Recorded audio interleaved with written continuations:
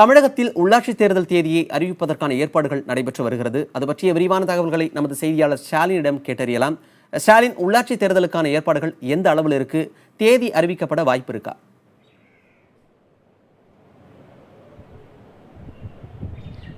மணிவாரன், உள்ளாட்சி அமைப்புகளுக்கான தேர்தல் விரைவில் நடைபெறும் நிலையில் இன்று தமிழ்நாடு மாநில தேர்தல் ஆணையரை சென்னை மாநகராட்சி ஆணையரும் மாவட்ட தேர்தல் அதிகாரியுமான கார்த்திகேயன் சந்தித்தார். இந்த சந்திப்பானது 1 மணி நேரம் வரை நீடித்தது.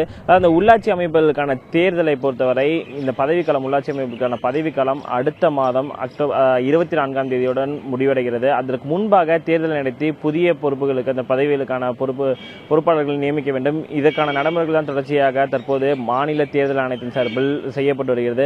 குறிப்பாக உள்ளாட்சி தேர்தலை பொறுத்தவரை பார்த்தோம் என்றால் அதற்கான ஏற்பாடுகள் தமிழ்நாடு மாநில தேர்தல் ஆணையம் பல்வேறு விதமான ஏற்பாடுகள் செய்து வருகிறது. குறிப்பாக மண்டல ரீதியான ஆலோசனை கூட்டங்களை தமிழ்நாடு மாநில தேர்தல் ஆணையர் தொடர்ச்சியாக நடத்தி வருகிறார்.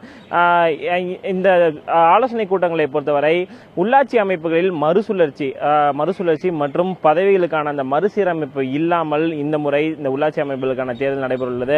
அந்த மறுசீரமைப்பு இல்லாமல் தேர்தலை நடத்துவது எப்படி, அதே போல பெண்களுக்கான இடஒதுக்கீடு விஷயத்தில் 50% இடஒதுக்கீடு உள்ளாட்சி அமைப்புகள் கொடுக்கப்பட்டுள்ளது. அந்த இடஒதுக்கீடை எவ்வாறு நடைமுறைப்படுத்துவது என்பது குறித்தெல்லாம் தொடர்ச்சியாக தமிழ்நாடு மாநில தேர்தல் ஆணையம் தொடர்ச்சியாக கண்காணித்து வருகிறது. இது தொடர்பான ஆலோசனை கூட்டங்கள் தான் கடந்த சில நாட்களாகவே மண்டல ரீதியாக நடைபெற்றிருந்தன. இந்த ஆலோசனை கூட்டங்களில் பல்வேறு விதமான முக்கியமான முடிவுகள் எடுக்கப்பட்டதாக தெரிவிக்கப்பட்டுள்ளது. அதே போல தேர்தல் தேதியை பொறுத்தவரை, உள்ளாட்சி அமைப்புகளுக்கான தேர்தல் தேதியை பொறுத்தவரை அடுத்த மாதம் 18, 20, 22 இந்த 3 தேதிகளில் ஏதேனும் ஒரு தேதியில் தேர்தல் நடத்தப்படலாம் என்று எதிர்பார்க்கப்படுகிறது. இதற்கான அறிவிப்பு, தேர்தல் தேதிக்கான அறிவிப்பு இன்னும் ஓரிரு நாட்களில் தமிழ்நாடு மாநில தேர்தல் ஆணையம் சார்பில் அதிகாரப்பூர்வமாக வெளியிடப்படும் என்று எதிர்பார்க்கப்படுகிறது. அதாவது 2011 மக்கள் தொகை அடிப்படையில் தான் 2016ஆம் ஆண்டு உள்ளாட்சி அமைப்புகளுக்கான தேர்தல் நடைபெறும் என்று ஏற்கனவே சட்டமன்றத்தில் தீர்மானம் நிறைவேற்றி சட்ட திருத்த மசோதா தாக்கலானது. இந்த நிலையில் இந்த உள்ளாட்சி தேர்தலுக்கான நடைமுறைகளை எவ்வாறு சாத்தியப்படுத்துவது, எவ்வாறு அமல்படுத்துவது என்பது குறித்தெல்லாம் தொடர்ச்சியாக மாநில தேர்தல் ஆணையம் தொடர்ச்சியாக ஆலோசித்து வருகிறது. மணிமாறன், ஸ்டாலின், திமுக, அதிமுக உள்ளிட்ட பல்வேறு கட்சிகள் இப்போவே உள்ளாட்சி தேர்தலுக்கான பணிகளை ஆரம்பிச்சிட்டாங்க. இந்த நிலையில் தேதி அறிவிக்கப்பட்டால் எந்தெந்த மாதிரியான நடைமுறைகள் அமலுக்கு வரும்?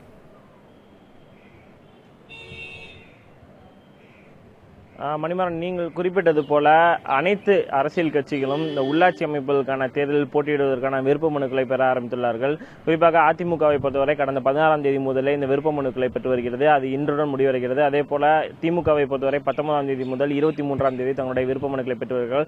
இதர அரசியல் கட்சிகளை பொறுத்தவரை தொடர்ச்சியாக தங்கள் கட்சி சார்பில் போட்டியிடுவதற்கான விருப்ப மனுக்களை அந்தந்த தொகுதியில் இருந்து பெற்று வருகிறார்கள். இந்த விருப்ப மனுக்களை பொறுத்தவரை தொடர்ச்சியாக பெறப்பட்டு தேர்தல் தேதி அறிவித்த பிறகுதான் முழுமையான விஷயங்கள் நடைமுறைக்கு வரும். உள்ளாட்சி அமைப்புகளை பொறுத்தவரை தொடர்ச்சியாக பல்வேறு விஷயங்கள் ஆலோசிக்கப்பட்டு வந்த நிலையில் அரசியல் கட்சிகளும் அதில் முனைப்புடன் தொடர்ச்சியாக செயல்பட்டு வருகின்றன. அது மட்டுமல்லாமல் உள்ளாட்சி அமைப்புகளில் செய்ய வேண்டிய ஏற்பாடுகள் என்ன, அதே போல கட்சிகள் சார்பில் செய்ய வேண்டிய அம்சங்கள் என்ன என்பது குறித்தெல்லாம் தொடர்ச்சியாக அந்தந்த கட்சிகள் சார்பில் நிர்வாகிகள் நியமிக்கப்பட்டு ஆலோசிக்கப்பட்டு வருகிறது. உள்ளாட்சி தேர்தலை பொறுத்தவரை அடுத்த மாதத்துக்குள் நடைபெறவுள்ள நிலையில் அதற்கான ஏற்பாடுகளை மாநில தேர்தல் ஆணையம் செய்து வந்தாலும் கட்சிகளின் சார்பிலும் பல்வேறு விதமான ஏற்பாடுகள் அந்த கட்சிகளின் சார்பில் செய்யப்பட்டு வந்தன. இந்த நிலையில் உள்ளாட்சி அமைப்புகளுக்கான தேர்தல் தேதி அறிவிக்கப்பட்டால் பல்வேறு விதமான நடைமுறைகளும் அமலுக்கு வருவதற்கான சூழல் உள்ளது. உள்ளாட்சி அமைப்புகளை பொறுத்தவரை அந்தந்த யார் எந்தெந்த வேட்பாளர்கள் போட்டியிடுகிறார்களோ அவர்களுக்கான விதிமுறைகள் என்ன என்பது குறித்தெல்லாம் தேர்தல் ஆணையம் ஏற்கனவே பல்வேறு விதமான அறிவிப்புகளை வெளியிட்டுள்ளது. அது மட்டுமல்லாமல் வாக்குப்பதிவு இயந்திரங்கள் பயன்படுத்துவதா, வாக்குச்சீட்டு முறையை பயன்படுத்துவதா என்பது குறித்தெல்லாம் தொடர்ச்சியாக ஆலோசிக்கப்பட்டு வந்தன. வாக்குச்சீட்டு முறையை பொறுத்தவரை ஊராட்சி ஒன்றியங்களுக்கான தேர்தலில் வாக்குச்சீட்டு முறை தான் பின்பற்றப்படும். அதே போல மாநகராட்சி மற்றும் நகராட்சி, பேரூராட்சி உள்ளிட்ட அந்த அமைப்புகளுக்கு வாக்குப்பதிவு இயந்திரங்கள் கொண்டு செல்வதற்கான பணிகளையும் தேர்தல் ஆணையம் தொடர்ச்சியாக மேற்கொண்டு வருகிறது. மணிமாறன்.